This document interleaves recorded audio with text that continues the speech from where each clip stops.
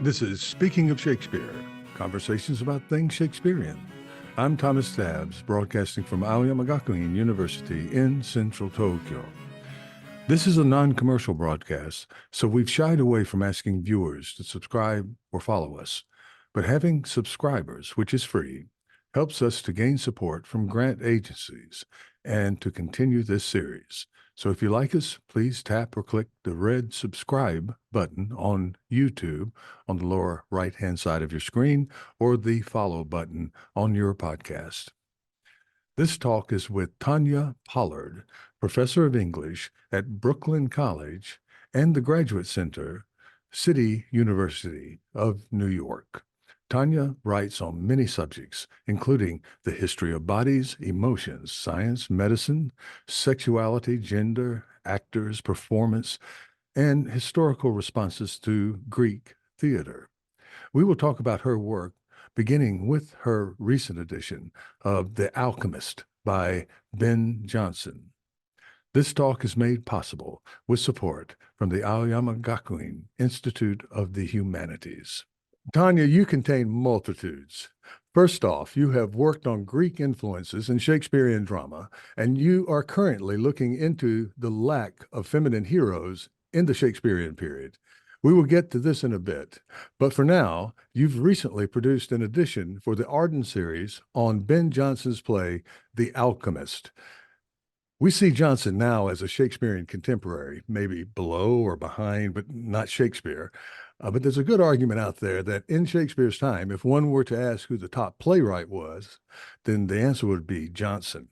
He was a satirist, deeply involved with city life in London, and difficult for us now because of the classical elements that you know so well, that he mixes with contemporaneous and often vulgar and inside jokes that are sometimes hard for us to get.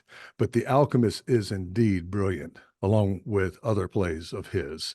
May we ask you to tell us about the challenges of editing Jonson before we move on to your other work? I would be thrilled. And first of all, I just want to go on the record. First of all, thank you for that lovely introduction. And second of all, I want to go on the record as saying I am a huge fan of Ben Jonson. And I see it as one of my missions in life to go forth and sing the good news of Jonson to people who haven't discovered him and to people who see Jonson as old-fashioned, cranky, conservative, and a snob. It's not that he's not cranky. It's not that he's not a snob, but Jonson has this fun-loving streak. And Jonson's plays, this I think is the mystery that a lot of people have kept concealed. Some people tell me in the theater world, oh, well, but they're just literary. They don't stage. Jonson stages so well. And I have been lucky enough to see a lot of terrific productions of Alchemist as well as of other Jonson plays. But it is hell to edit. I will say The Alchemist was a lot of work. I wish that I could say I handled it with talent and aplomb. No, I think I was a pretty inexperienced and inept editor, frankly. I'm just deeply grateful. Gordon McMullen was my supervising editor, and he put in his time. He put in his hours training me to come to grips with it. But there were also problems that weren't my problems that were really Ben Jonson's challenges to Arden, because the Arden early modern drama editions, like the Arden Shakespeare editions, want a modern English version.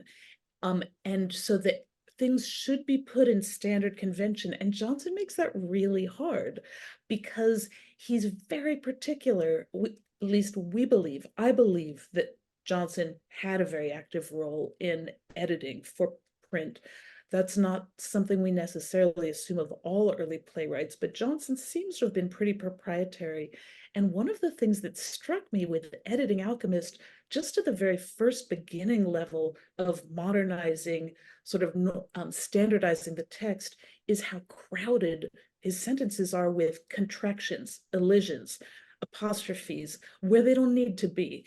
Every line essentially has at least one or two contractions. And I found it baffling. And we had endless debates. Do we translate this into modern English spelling? Sometimes that's going to change the meter. Even when it doesn't change the meter, sometimes that's eliding something that I think is important to Jonson, which is showing what a rush his characters are in, showing how crowded the pages, showing the pressure that everyone in this alchemical lab is under. And one of the just fundamental nuts and bolts challenges was figuring out how to handle at a very logistical level the crowdedness of his strings of words in ways that could be compatible with Arden's conventions, but still capture something of the breathless Russian fury and hustle of these sentences in which every word is missing letters and every word needs to have kind of contractions just to show that the characters can't rush through it quickly enough. That's just one of the challenges. And the other more content challenges, there's just so much to gloss. I think I was asked to do this edition primarily because I had a background in science, because my first book was on drugs and theater. Mhm. And without entirely intending to, I developed a pretty considerable body of knowledge about early modern medicine and pharmacy and science. So the alchemical language was really fascinating to me, and it's astonishingly accurate. Every word that's there is there for a reason, and it works on an alchemical level as well as theatrically. But there's a lot of alchemical glossing, and then there's just you find yourself falling down these rabbit holes of London's early London sewer system, or crises in early puritanical sects and how Jonson reveals them in a series of veiled illusions, series of early modern European coins that need glossing and defining. There was just so many barrels of research. You could never say, okay, now I'm going to become an expert in alchemy and I'm all set. No, you had to become an expert in just well, I had to become a very superficial expert in a lot of different topics. So it was a lot of time. It took me a lot more of my life than I had recognized when I unwittingly signed on to it. But it Uh, was so much it's fun. it's It's uh such a it's fun I job. can't imagine. I can't imagine doing it. It's so different from Shakespeare.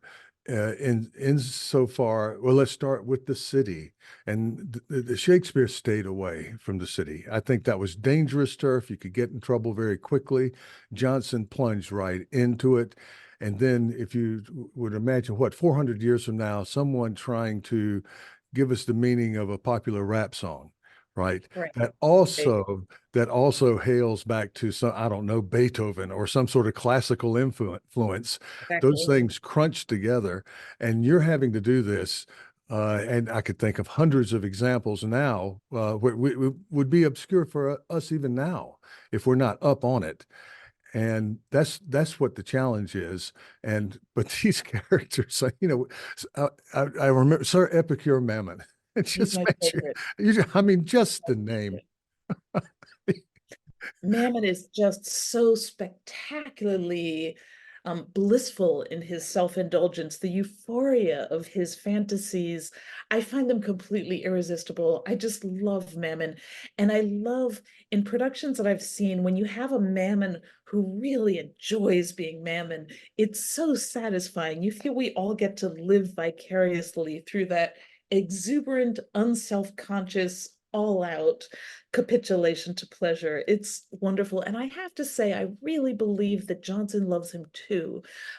People like to say, oh, Jonson, he's so snide and he's making fun of all these people, and he is making fun of them, but I think he really enjoys the verve that someone like Mammon brings to the page. And I think he really pursues it more than he has to.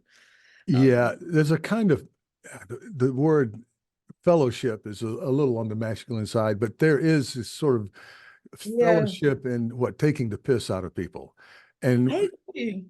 and everybody, if they don't know the person, they know the type. They know a Sir Epicure Mammon somewhere around. They've seen him. Uh, Yeah. yeah.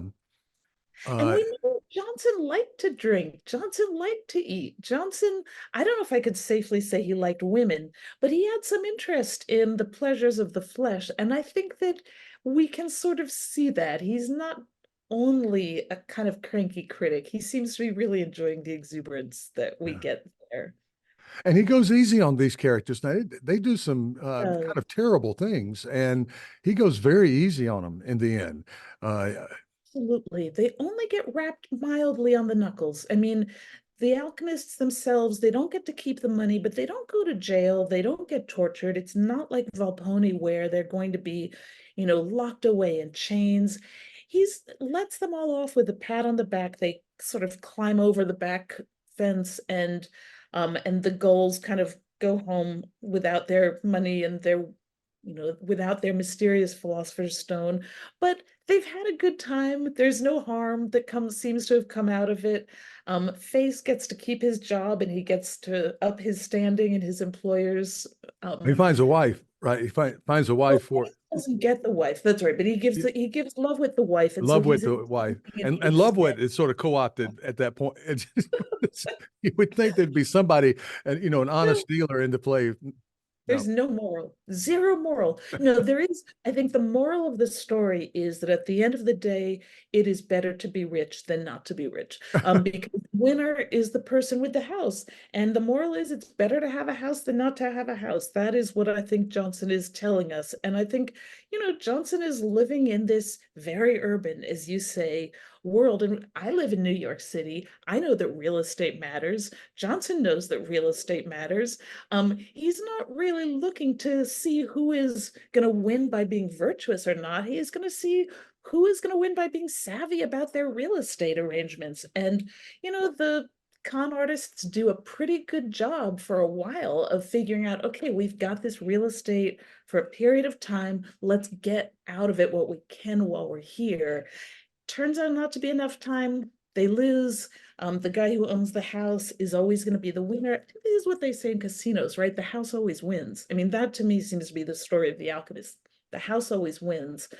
Um, but yeah, there seems to be a lot of enjoyment of that. And in the epilogue, we get told, yeah, come back, we'll feast you again, which is to say the house is still here. There's still money because we've got you suckers buying tickets. So there's something festive, I think, about that.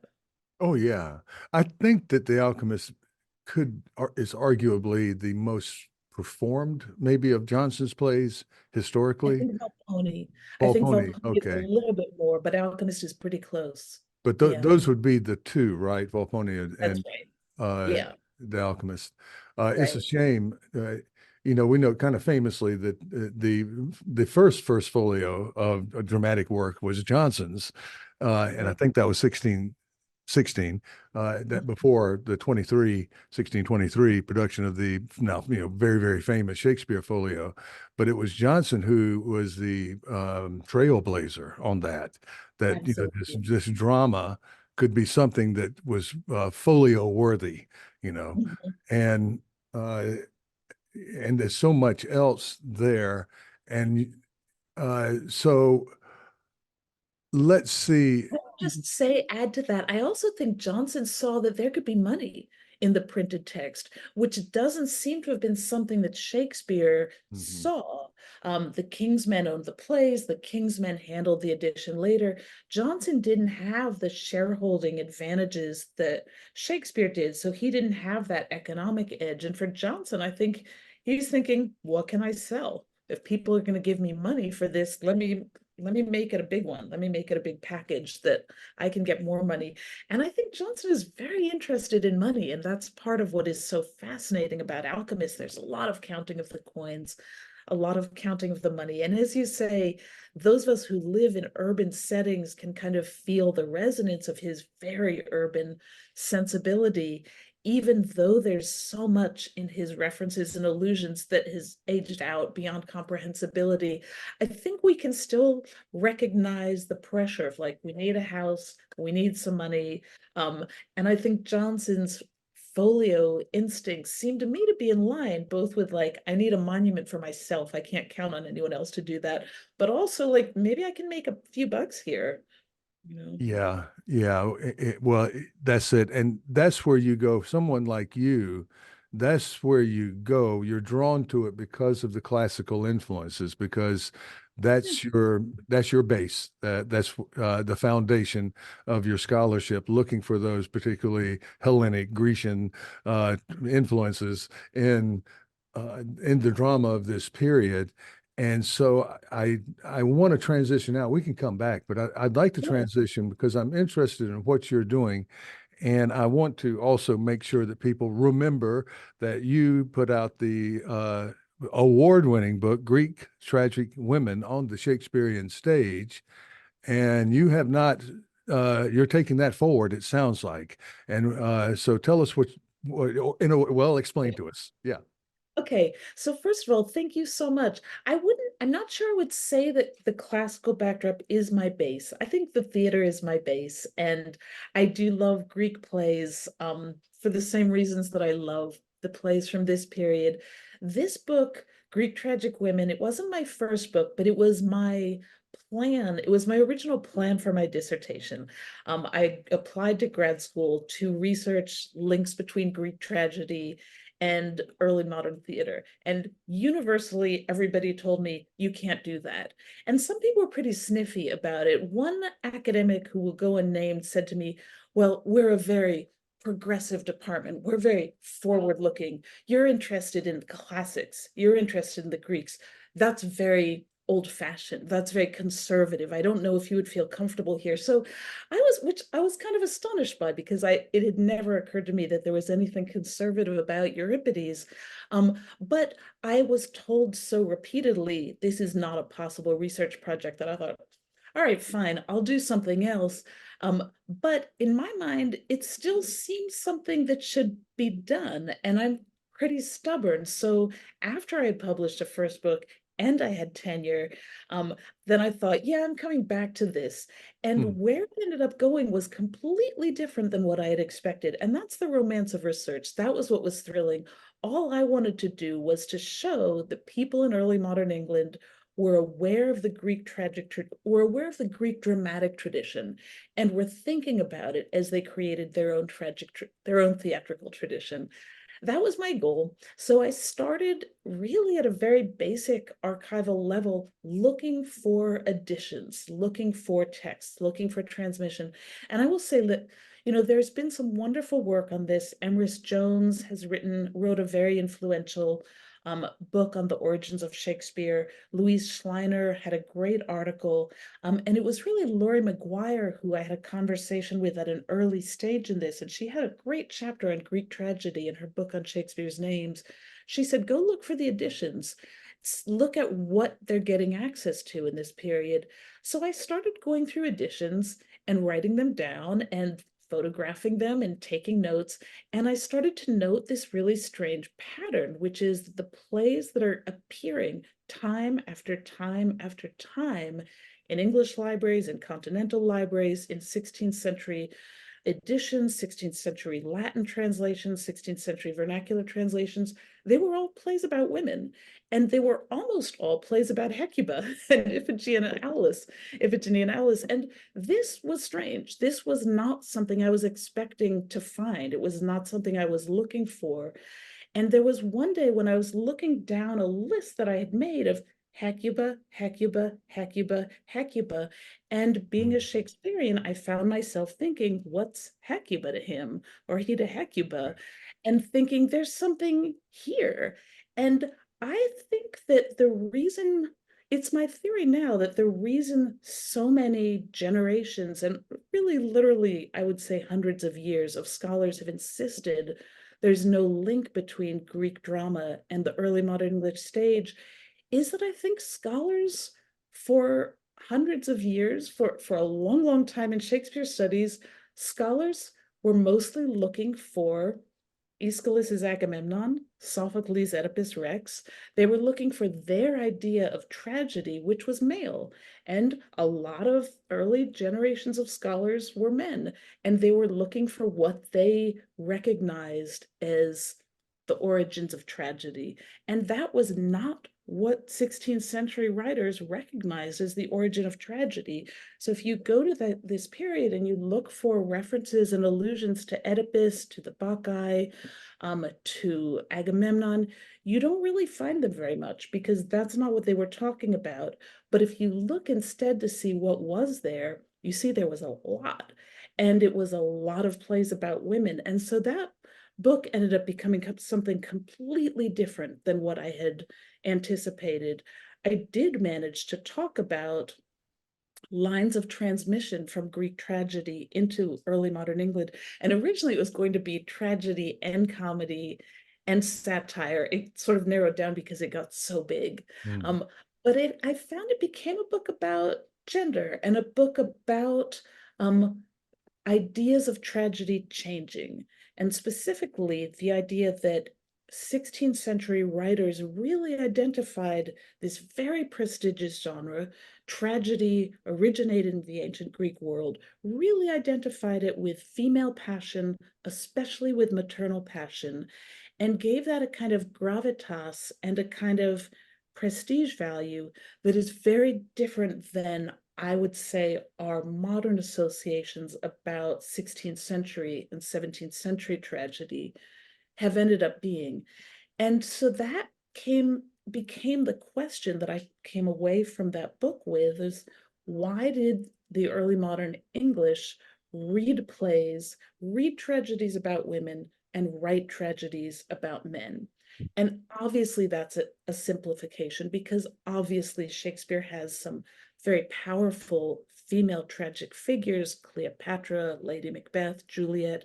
And of course, there are other tragedies, the Duchess of Malfi. There are other female figures on the English tragic stage.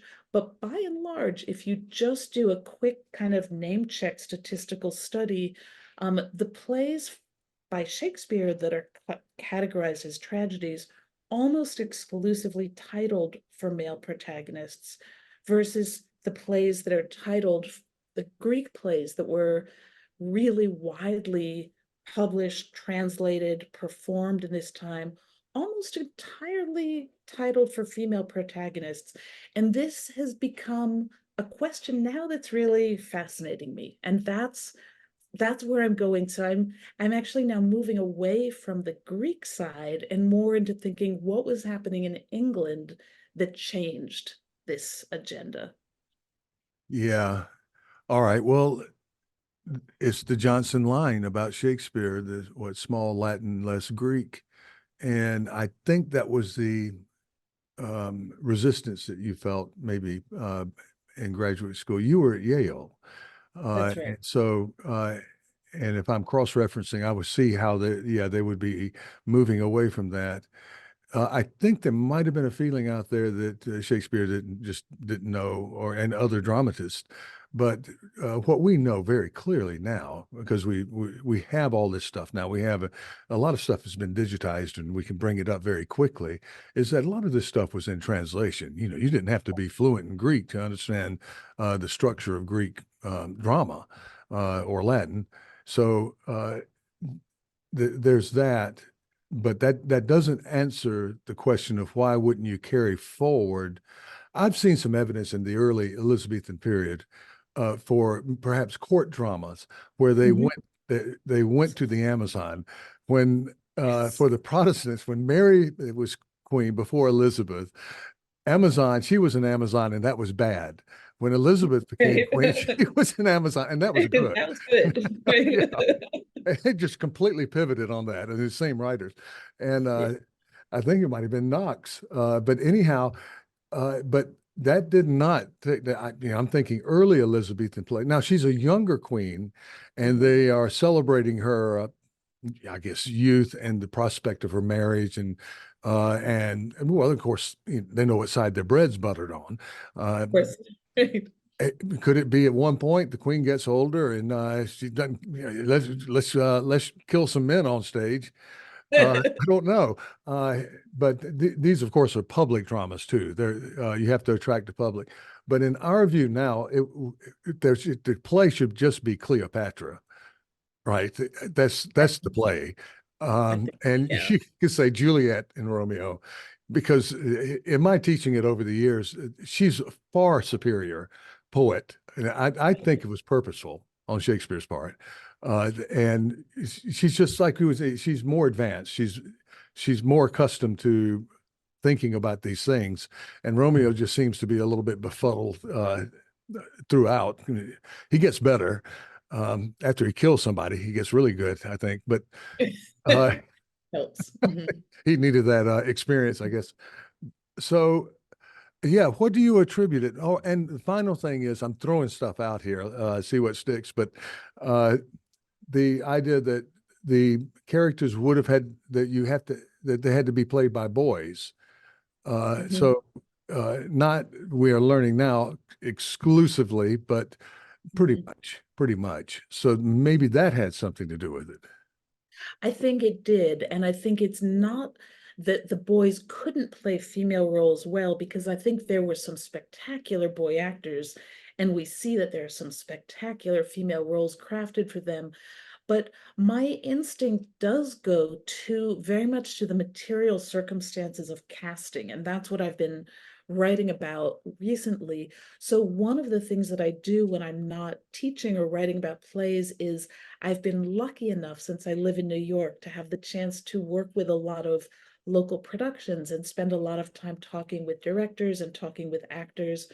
And one of the things that I've been struck by, and it would not be original to anyone who's spent a lot of time around actual theaters, is how much the play is made by the actors and by the directors, as well as by the other laborers, the people doing sets, the people doing costumes, and how much, just how self-conscious actors are about what they're bringing to the part, what the part means to them, what kind of chemistry they're creating between their own experience, their own emotional response, and what they're finding in the language.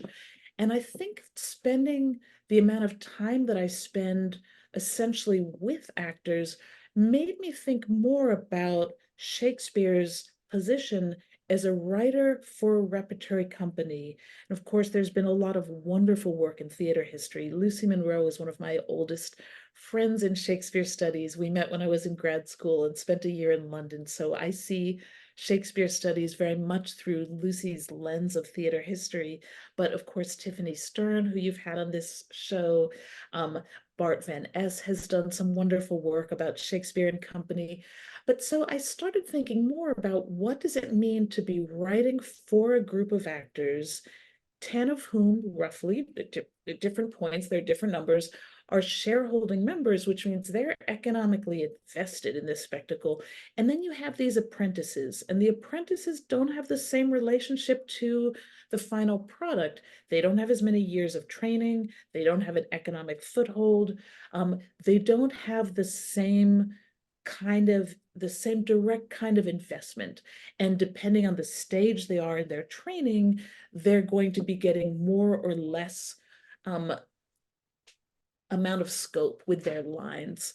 And one of the things that I've been struck by, I've just written a comparative piece looking at how tragedy develops differently in continental Europe from in England, is that continental Europe does not deviate from the Greek tragic female-centered model in the same way, because you start having actresses in Spain and actresses in Italy and actresses in France, and very quickly, when professional actresses come on the stage, they become the kind of magnetic center of audience's attention. People want to see the actresses, and they want to see them show their legs. So plots start developing in ways that will show women running mad, because they're more likely to take off clothing if they're mad, or women falling in love, which also makes them more likely to take off clothing.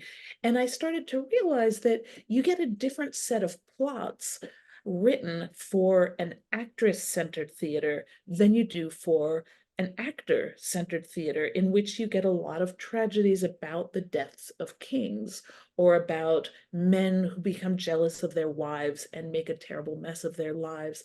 And one of the things that I've been looking at is the way that plot structure and genre structure follows casting options. So that in the ancient Greek world, the actors are still all male. It's not that it's not as if it's some feminist or matriarchal world, but the male actors who perform the parts in a Greek tragedy wear masks, and your most experienced actor can play Medea as easily as she can play Agamemnon, as easily as he can play Agamemnon, which means that there's no particular financial or professional reason to prioritize male roles for your actors rather than female roles.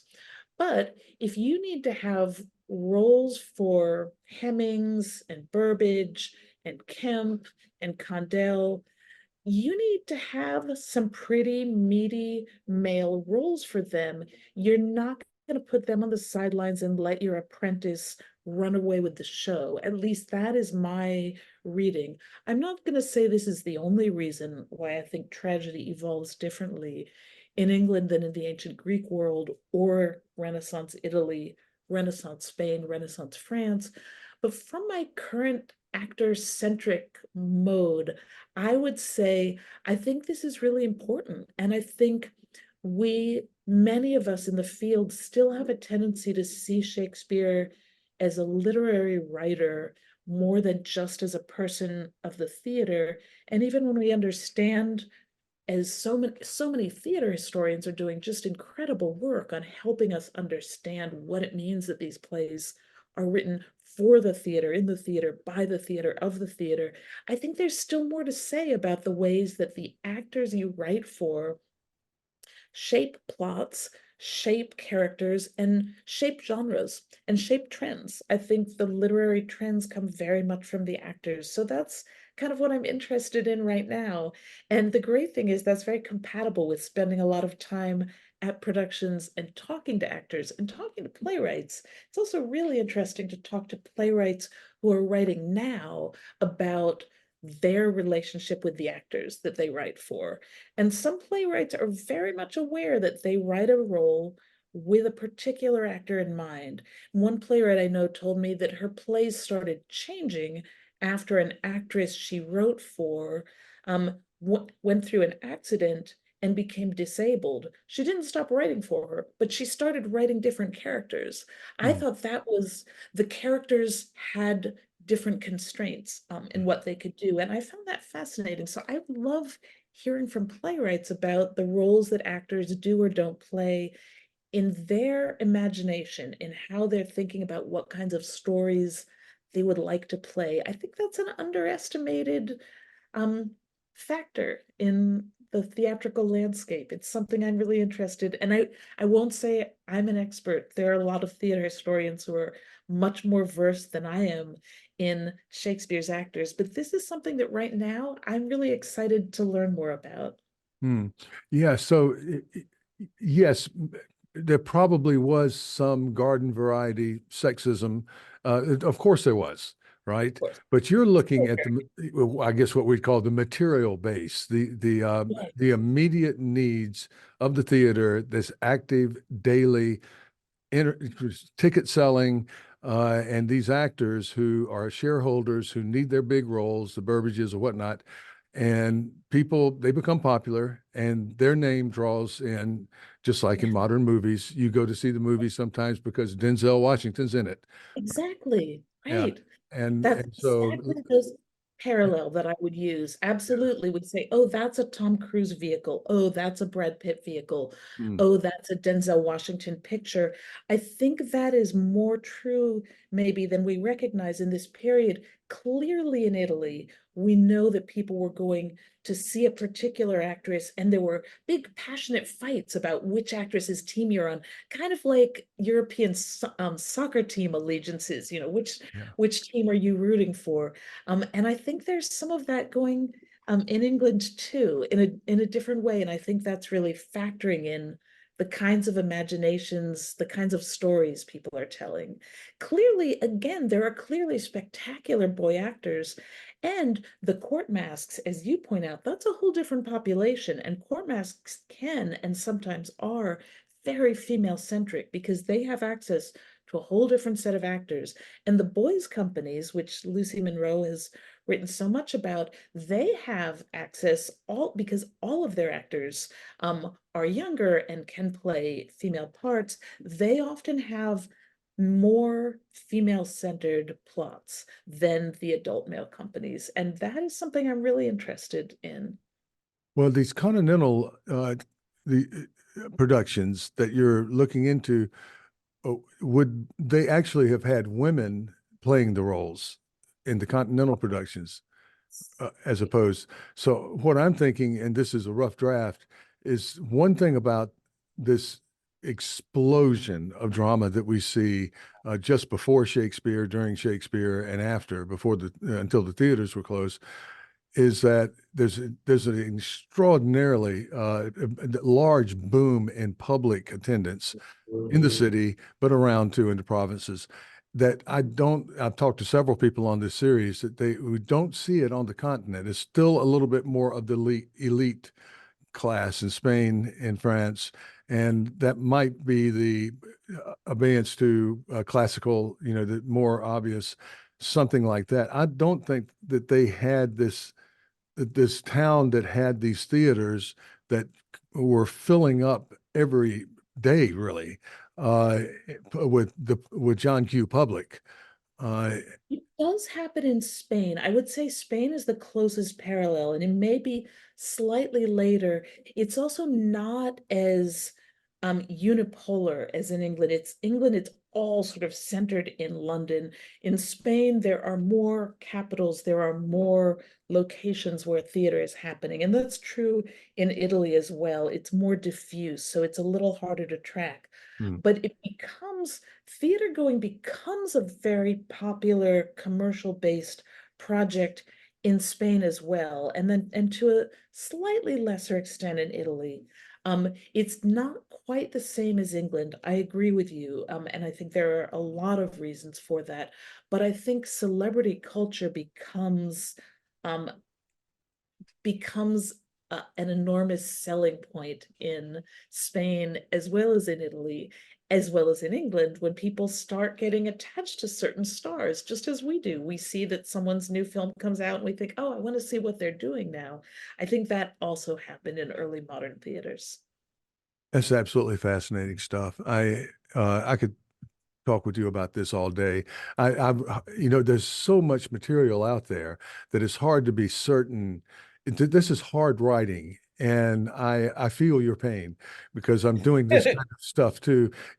Every sentence, it seems like you have to go through a hundred different things to check what you're saying and make sure that you're not just, that somebody isn't going to come out and say, listen, that's completely wrong or whatever.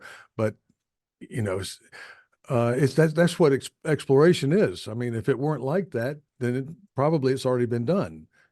The beautiful thing is that when you have tenure, you have freedom to play. Now, I'm not saying that I want to go out and just, write any old thing down. I get things vetted. My best security in life is that I make Lucy Monroe read pretty much everything I write, and she won't let me, I can't say she can't completely save me from being a little crazy at times, but and I have other friends who read things and keep me a little bit more disciplined. So I can say, here are things we know, here are questions we can ask, here are things we can speculate about that we don't know, but that raise some interesting questions about other kinds of research that might be useful to know more of. And I think that's a good thing. And I don't want to model irresponsible speculation. I don't want to shift from this could happen to like, this is certainly what happened. But I think you never know what we might find. I think it doesn't hurt to ask the questions. No, it surely does not. What I would like to comment on is that what you just said, this is something that I'm hearing more and more of, and it's good, and it is pre-peer review and not collaborating exactly, but Yeah. all of us helping each other. Uh, Yes. so that we don't get to the point of publication and get that jerk who comes back and with a bad review or says no, I won't publish it, whatever. We joke about this all the time, in our little circles. But the that, I agree with you so much. I yeah. think I'm writing very much on the theater as a space of collaborative creativity. Shakespeare has to work with Hemmings and with Condell and with Burbage and with the apprentices. And I am writing that from a perspective of I am working with collaborators for creative projects. I love sharing work and swapping work with friends. And I wouldn't dare put something out without getting some viewpoints, some responses, some bouncing back and forth. It just wouldn't be better. I know that I'm not omniscient and I'm sure I still make plenty of mistakes, but it's just more fun to be able to, it's more fun and more satisfying. And I think it gets you further if you can really engage. Yeah, Um, and it can maybe get lonely. But this is a good segue here because we're talking about collaboration in a way, communicating with each other, helping each other out, that sort of thing. But what I love about your work is it seems very grounded in the realities of the stage, like you have talked about already. But I did want to go into actually what is your work with theaters. You're so fortunate there to be in New York. There's such a wonderful theater scene, and you're involved with it. This feeds into your research writing, but it's also another element of your life as a teacher, as a scholar, as a who you are. So explain some of that. Let us know what you're doing now, or maybe give us a bit of a history of that. Sure. So I was very lucky. First of all, lucky because I happen to live in New York City, and that's where there are a lot of plays. And then there was one time, I don't even know if it was 10 years ago, it was a long time ago. I was at a production um, of a play by John Ford, and I ran into my Rich McCoy, who is my colleague, was my colleague at the Grad Center. He's now retired, who was there with Jim Shapiro. And we struck up a conversation at the interval. And the next day, Jim Shapiro emailed me and said, "Can I get your number and give you a call?" And I said, "Sure." And he gave me a call and said, "I'm trying to round up some people to be on a council of scholars for Theater for New Audience. Would you be interested?" Um, and that's the sort of thing where you're supposed to say, "Let me think about this, give me some information." I was just like, "Yes." I thought about it already. Okay, now tell me what I do. I was just so excited, and I tend to be a little reckless about things like that. I think if something just sounds really appealing to me, it's very hard for me to say, "I'm going to consider the pros and cons." So, and I had no idea what it would mean. And it has meant different things every year, but essentially, and I'm now chair of the Council for Scholars, which mostly means I write program notes. I do talkbacks for audiences, sometimes with actors, sometimes with directors, sometimes with other scholars, other people coming in.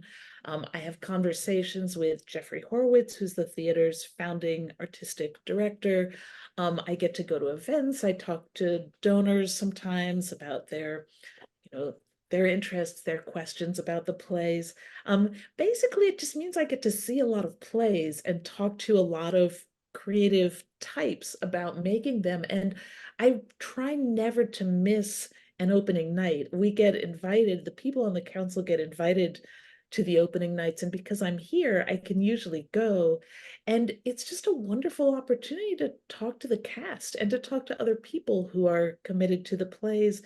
I think I frankly get a lot more out of it than I give. I mean, I like to write program notes. I like to moderate talkbacks, but basically I just get to be around things a lot. And then I had a similar experience maybe around the same time with the Red Bull Theater. No, I chased that one down.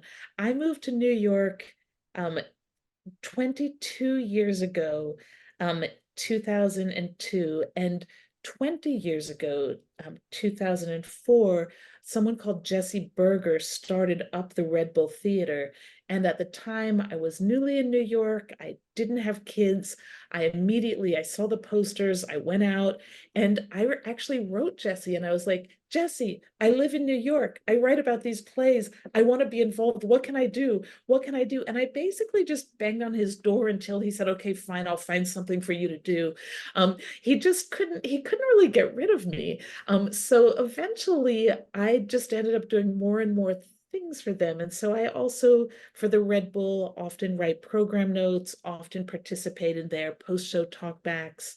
I'm actually doing a panel discussion on next year's Shakespeare Association with Gene Howard and Jesse Berger and Noemi Ndiaye and a few other people talking about scholar-artist partnerships in the theater and talking about um, theatrical performance and production as a form of research, essentially. So it's become very, it was sort of accidental. It was just, I kept chasing things down. And in the case of Theater for New Audience, I had a happy run-in with Jim Shapiro. There was also, this was the best thing, around the same time, I got this phone call from someone, no, I had an email from someone saying, would you be willing to be interviewed on camera to discuss the stage history of Macbeth in America? And I wrote back and said, oh, that's very nice. And they said, it's for a documentary. And I wrote back and said, that's very nice of you, but I'm not really a theater historian and I don't really work on Macbeth. And, I can't really, and I don't really work on America. So, here are some names. And they wrote back and said, well, actually, we really wanted you. And did I mention that you'll be interviewed by Ethan Hawke? And so then, of course, I just, being me, I just wrote right back and said, oh, yeah, I just remembered that I know a lot about the stage history of Macbeth in America. And I just remembered that I'm an expert on performance history. And I just remembered that there's a library down the street and I'm free any day in the coming 3 years. And so because it just sounded so fun, and because I am a little bit reckless about things like that, I just went to the library and got a lot of books and was like, How did okay, it go with how did it go this with Ethan Hawke? was great. My story, and I'm not having any truck with anyone who tries to debate this. My story is that he fell in love with me. I have a great picture of me with Ethan Hawke's arm around me. He looks very much in love. He at one point put his hand on my leg and gazed deeply into my eyes. And I thought, yep, that's it. And afterwards, and this is the clincher, this is my story, and I'm staying with it. Afterwards, he said, we'd been talking about, we had kids, similar age, going to school at Brooklyn, this and that. And afterwards, he said, so do you have to rush back to Brooklyn to get your kids? And I wanted to say, what I felt he was saying was, let me take you out. What I wanted to say was, actually, no, I have a babysitter, and what I am is starving because these people promised me lunch and there was no lunch. But what I said, because I'm a very good and responsible person, was, well, actually, they've asked me to stay on after the shoot to shoot some other scenes. But in my heart, what I believe is that Ethan Hawke asked me out and I turned him down. So, and I'm a happily married woman, and of course I would have turned down the movie star, but so I would say it was a smash success. Now, if you ask Ethan Hawke, he might have a different story, but that's okay. This was a while ago, I should say. I don't want to cast any aspersions on him at the moment, but Well, you're our guest, and I'm on your side. thank you. I'm going to stick with I appreciate your that. story. It's your story. I'm I sticking with it. thank you. It's a good story, and I feel there's no harm in my enjoying this story. That's Oh, my that's a general wonderful feeling. story. Well, the Red Bull, for people who in our international audience, just a quick, what is the Red Bull? Of course, it is sort of reconstructive, or at least the idea of reconstruction is there in the title, in the name of the theater. Uh, Yeah, they don't aim for original practices, but Jesse's idea in naming it the Red Bull is to think about popular theater, to think about the gore, the guts, the comedy, to think about going beyond Shakespeare and looking at crowd pleasers from the period, and then looking just more broadly at what's happening in the period. So he stages Marston, Webster, Jonson, Marlowe, people who don't often get staged, Beaumont, Fletcher. Um, and it's a real pleasure. And every production is different. They do a lot of staged readings, and I love the staged readings because the emphasis is really on the language and it's not cluttered or diluted by thinking about um, other factors. And they just have a really spectacular group of actors. And it's not officially a repertory theater, but there's certainly a circle of New York-based classical actors who recur and revisit, whose careers I follow now with awe and delight. And so there is a little bit of that feeling of like, oh, okay, yeah, this is a role for such and such. Yeah, this is a role for such and such. And I have loved seeing those actors' relationships with the play develop over time too. That is a real pleasure.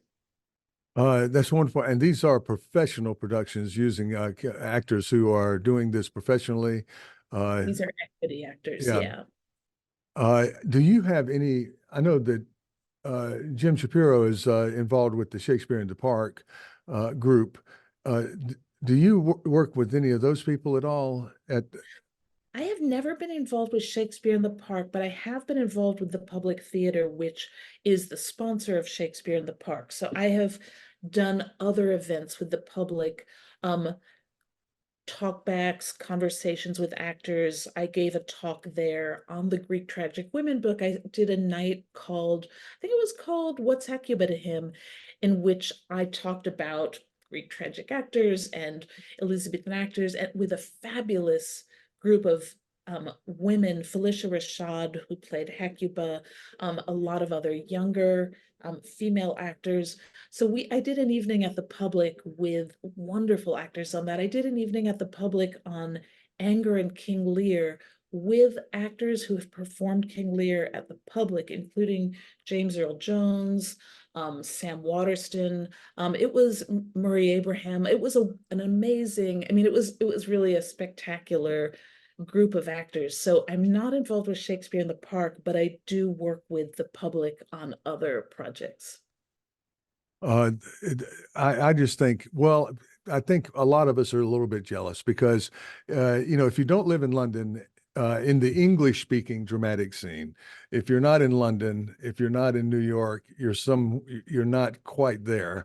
And I'm also thrilled by the fact that you are just right there with all of this theater activity, and these people are maintaining this. This is not easy to do, to maintain a theater in any, It's not easy. even a major Broadway theater. It's very, very difficult, and to find out that there's enough, that you get enough audience participation, people coming to John Ford play. I find that uh, wonderful, that would happen. That's when you know it's a good, you have a good audience base, because you can pull people in with the name Shakespeare, but it has to be people who also will come to see a Ford play, right? I agree. And Jesse has done a wonderful job of building an audience, building a community, building people who say, oh, the Red Bull's doing a reading, I'll go, whether we know anything about the reading or not. And there are things that I'll go to see because I know the actors. Even if I don't know the play, I just think, okay, for these actors, I'll cross town for that. And I have been very lucky. And I will say it was another happy accident that I ended up in New York. My first job out of grad school was at a place called McAllister College in Minnesota, and it was a great place to teach. Much more wealthy than CUNY, very lovely setup, great colleagues. But I was at the time seeing someone who was finishing a PhD in England, and there was not a job for him in Minnesota. And when he moved to the US and we got married, he got a job offer in New York City. And I was like, all right, that's it. I'm going to New York, and there's got to be something for me to do there. And I really moved to New York without a plan, just thinking, okay, there has to be. I applied that first year to every job within kind of a 5 hour driving distance of New York. I was like, there's got to be something closer than Minnesota.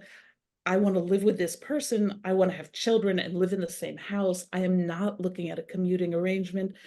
And so I just kept applying. And once again, kind of like throwing myself at things. Eventually I got a job in New Jersey the first year, and that was manageable. It was a long commute, but it was manageable. But then when this job at Brooklyn College came up, I thought, if I got that job, I could bike to work across the park rather than take 2 hours on subway and New Jersey Transit. And luckily that worked out. But I wouldn't have been here in the first place if it wasn't for my husband's job, because I wouldn't have had a reason to leave a perfectly good job. So yeah, it's all been a lot of happy accidents. And I'm very grateful for them. Well, it's a wonderful thing that the Brooklyn College job opened up. I know that CUNY is really famous for being the place for bootstrappers. There's a number of alumni are extraordinarily loyal to the institution because that's how they got their chance to attend college. They may be first generation. They Yes. may not have had the resources to travel somewhere to go off to college. And there it was. And it's just filled with fabulous faculty. There's an emphasis on teaching, but also on research. And you're in this fabulous city where, where you can do things. But I think it's just a wonderful thing for you that worked out that Thank way. you. I Uh, do feel very lucky. It is a hard place to teach, but it's really rewarding. And yes, most of my students are first generation college students. Most of my students speak a language other than English at home.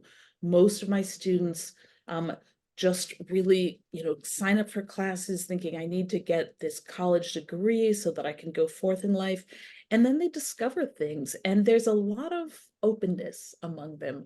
Um, there's a they don't have a preconception of the rules or of the expectations. They're figuring things out. And I think that's very liberating. I like that. And I would say I don't see my colleagues a lot because it's a commuter school. We all live in different places. We're there on different days. But I have very, very committed colleagues. When I interviewed for the job, the woman who was the chair and became my chair said, "You'll find that we're all very evangelical about our teaching. And if you come here, you will be too." And it's true. You can't really teach CUNY students without it becoming kind of a mission. So that's satisfying. It's nice to have colleagues who are on the same mission as you, I think. Yeah, I ended up here. Our students are very, very good, but I didn't start here, and I taught in places where most of my students, if not almost all of them, were first generation, and the challenges there. Sometimes I miss that. Mhm. People can they my students now can be kind of casual and get by with it. And back then, I can't remember a class where there wasn't at least one, and usually more, student who I thought this person could go anywhere, right? They are bright, and this is good enough here. We're going to get them through, and you just they're if you look at the ones who really succeed, who really get it done, uh, you go, this is all worth it. It's all worth it. If and what a great oh, okay, I'll get kind of flaky. A blessing. It's a blessing to Yeah, have yeah. a this as part of our higher education system where we it's inclusive and what a wonderful thing. Now, I didn't want to let you go before we talked about your aerial work, and Okay. we're gonna find a way to connect this to Shakespeare or something. But Okay. the Tanya who does what you do is also the Tanya who uh, goes up into the air. So explain how that came up in your life. So thank you for asking that. I am just head over heels in love with aerial silks practice. It started because I did a lot of yoga, like all women who live in Brooklyn, in this century. And a friend of mine read an article about a place in Manhattan where they taught something called aerial yoga on hammocks. And she said, "Let's try it." And I said, "Sure, let's go." And we went and we both fell in love with it. But then I would see that was aerial yoga, which is very different. Then I was, we were hanging around more, taking other classes, and I would see people performing on the silks, which are really different than the hammocks. And I would just stare and think, I want that. And my friend was like, "No, absolutely not." And so she's still my friend, but we ended up parting ways when it came to the circus work. I ended up, first I took classes on the lyra, which is the aerial hoop. Then for a long time, was taking doubles trapeze, not the flying trapeze, but doubles static trapeze, which means with someone lifting and swinging. And this was completely thrilling. And then when I found my way to the silks, I was like, that's it. The silks are what I love the most. So I still dream about a day when maybe I quit my day job and get the call from Cirque du Soleil. I'm not sure that's happening. I'm not sure I want to give up my health benefits and pension quite yet, but Well, I just so our listeners know, this is you walking on a stage, and there are basically two silk, just cloths hanging down, and you grab onto them and pull yourself up, and somehow manipulate your feet onto the cloth and go all the way up. Let's say, what, 20 feet, or is it It 20? depends on the room. There are places where it's 15 feet, there are places where it's 20, there are places where it's 30. It depends on the ceiling height of where you So are. seven or 8 meters for a metric crowd. Mhm. And you go all the way to the top, and then you spin around and you do all of this stuff that is just, it takes the breath out of anybody watching, uh, because, well, it's beautiful, but it's also scary. And so uh, the, and you make it look easy. I think that's the great challenge. Is obviously hard to pull yourself up, right? Because at one point you need physical strength and coordination and so forth. But now these performances that you have on your website, uh, what about the venues there? Who are these people who watch? What's going on there? So the first time I decided to do a performance, I signed up for a performance creating workshop at a place called Ohm Factory and did one performance in their space, which is a kind of warehousey space in the Flatiron district. But then they said, we're thinking of renting the Slipper Room for a night. And the Slipper Room is a proper Manhattan downtown club, where there are burlesque shows. And I was like, excellent. In my 50s, I'm going to make my stage debut on a burlesque club. And where I was introduced by a very, very glamorous drag queen who was just so gorgeous and in a long black gown and amazing heels. I just coveted those heels. So the Slipper Room was a pretty spectacular experience. And then I signed up for another act creation workshop at a place called Aerial Arts, and that's another of these warehousey spaces, and that's in the Garment District. It's on 30th between 6 and 7. So I did one show in their space, but then I also performed at a place called Streb, which is in Williamsburg, and they do a lot of trapeze and other performances, and they have amazingly high ceilings. So yeah, I'll take them where I can get them, basically. And I am going to take you up on your offer to make a Shakespeare tie-in here. I want to give a little shout out. Claire McManus, who is a spectacular scholar, is doing work on early modern female acrobatic performances. And there is something called rope dancing. And Claire is doing really brilliant work. And I've told her that after she does her book and I do the current book I'm doing, I want to collaborate with her on a project on women in the air from early modern to me. That is my informal working title. No, Mhm. I don't know if this will actually happen, but I am fascinated because it turns out that actually in the early modern period, women, although female performers were not typically the majority of performers in acrobatics, female performers had an edge because women tend often to be lighter. And so there were often women from the continent or women who were on sideshows.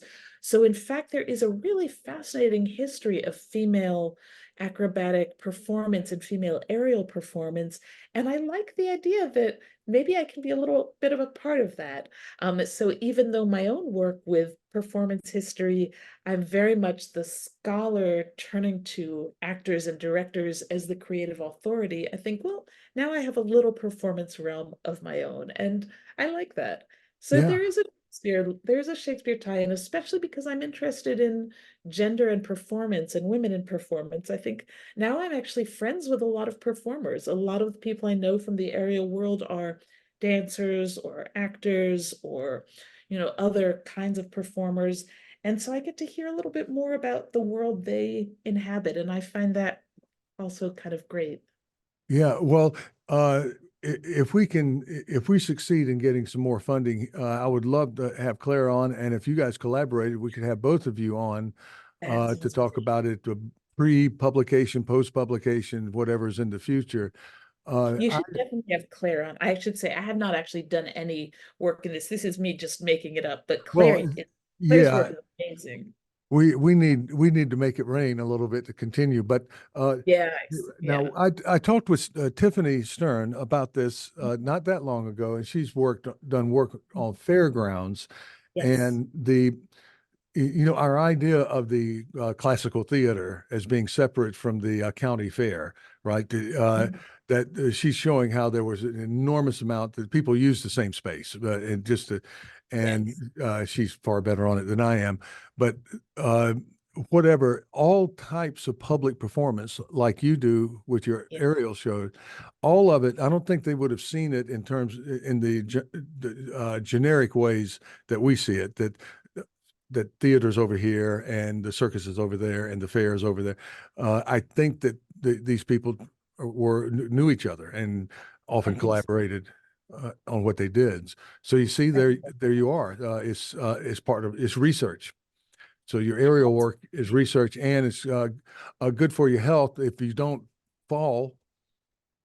Yeah, and I've been wondering about that. If this is research, does that make it all tax deductible, which would be Mhm, excellent because I'm mhm. afraid I spend a lot of my disposable income on aerial classes. So I think, yeah, it has a research element.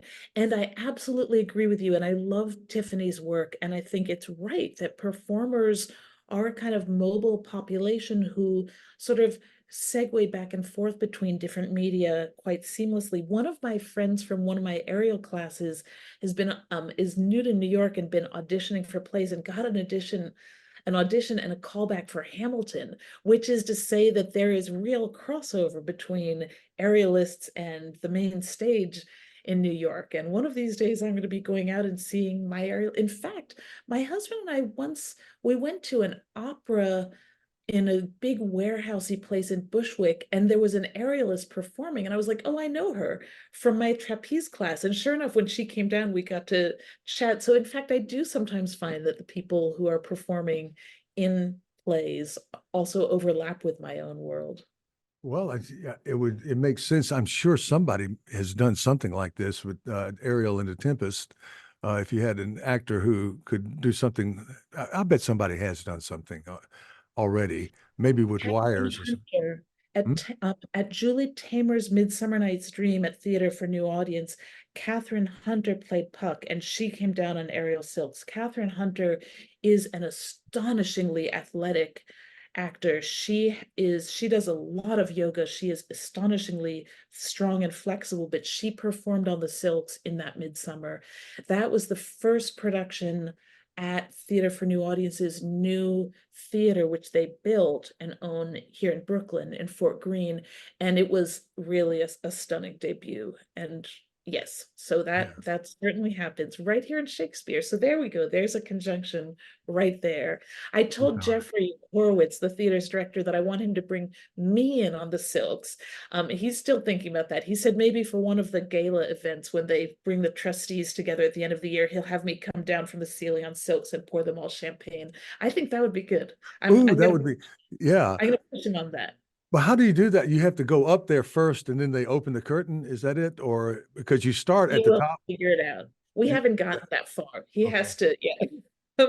But I show him my videos and he's like, we have to do this. We have to make this work. So yeah, watch this space. We'll see. I'll let you know if we figure out a way to bring me in on Ariel at Tofana. That would be a good crossover of my skills. Good, good. Well, I've kept you past your supper time. Uh, if you have anything else you'd like to share, then please go ahead now. If not, I'd like you to stay a little bit after we finish our Sure. talk to debrief. And if not, I can't thank you enough for talking with us. It's just been lovely. And is there anything? I don't think so. I think I'll probably think of something later in the night, but no, it was just such a pleasure. Thank you so much for having me on. It's our pleasure, Tanya, and my best to you and yours there in Brooklyn.